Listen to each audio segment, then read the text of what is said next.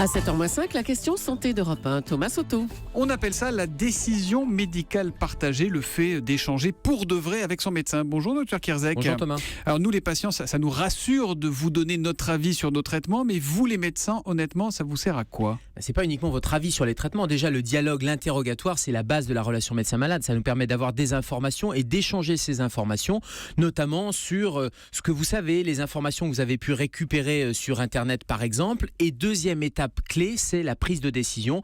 Et c'est notamment la balance bénéfice-risque. À chaque fois qu'on vous prescrit un traitement ou même un examen complémentaire, il y a des bénéfices, il y a des risques. Et bien, le fait d'en discuter, ça permet de partager cette décision. C'est une obligation déontologique et c'est aussi une obligation légale. Bon, c'est de la transparence, mais en quoi ça joue sur notre santé ? Ça joue d'ailleurs sur notre santé ou pas ? Oui, ça joue sur notre santé et c'est ça qui est nouveau dans cette étude qui compile une dizaine d'études menées en Europe auprès de plus de 1000 médecins généralistes et de 492 000 patients.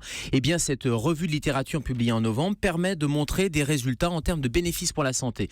Ça diminue l'antibiothérapie. On vous prescrit moins d'antibiotiques quand on explique, quand on décide ensemble, patients et médecins. En gros, vous prenez le temps de nous expliquer que ça sert à rien parfois. On prend le temps de vous expliquer que ça sert à rien. On prend le temps de vous expliquer les risques de certains traitements et on sait très bien, par exemple, pour une toux ou pour les maux hivernaux qui vont arriver, eh bien, il n'y a pas d'intérêt puisque ce sont des virus essentiellement et qu'il y aurait plus d'effets secondaires à mettre une antibiothérapie plutôt qu'à ne pas en mettre. Et puis, deuxièmement, ça joue sur la sécurité des soins et ça, c'est une étude américaine qui nous le montre, notamment en cas d'hospitalisation. Le risque de survenue d'événements indésirables pendant l'hospitalisation, eh bien, est évitable en discutant avec le patient. Donc, il y a un vrai bénéfice pour la santé. Est-ce que tous les médecins sont prêts à ça, à cette décision médicale partagée, honnêtement ? Alors, on devrait tous être prêts, sauf que les mentalités ont un peu de mal à changer. Et selon une enquête internationale qui a été publiée en 2011, on s'aperçoit que nous, Français, on est un peu en retard par rapport à nos voisins européens.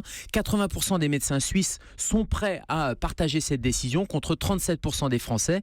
Et j'allais dire, la faute peut-être à la faculté de médecine qui est en train de changer, qui est en train de s'adapter et ne pas tout miser sur les connaissances, mais miser aussi sur cette notion relationnelle et sur ce dialogue. Et les Australiens sont très en avance là aussi, puisque 64% des Australiens sont prêts à partager la décision. On parle beaucoup des droits du patient, c'est du blabla ou on est en plein dedans là ? Ah non, c'est pas du tout du blabla, c'est même la loi. Quand je parlais d'obligation légale, c'est la loi du 4 mars 2002, cette fameuse loi Kouchner, qui nécessite deux choses. Un, l'information du patient, pour deux, avoir le consentement du patient. Et puis vous avez même le droit de refuser les soins. Donc le refus de soins fait partie des droits des patients. Et puis on a beaucoup parlé des directives anticipées. C'est important, ces directives anticipées, d'en parler avec votre médecin traitant. Qu'est-ce qu'on va faire si on est confronté à une Qu'est-ce qu'on va fin de vie, faire voilà. en cas de maladie grave ou en cas d'accident. Donc ces directives anticipées, tout le monde devrait les remplir. Parler avec son médecin, c'est important. Le docteur Kierzek, alors lui, il parle tous les matins à 7h-5 sur Europe 1.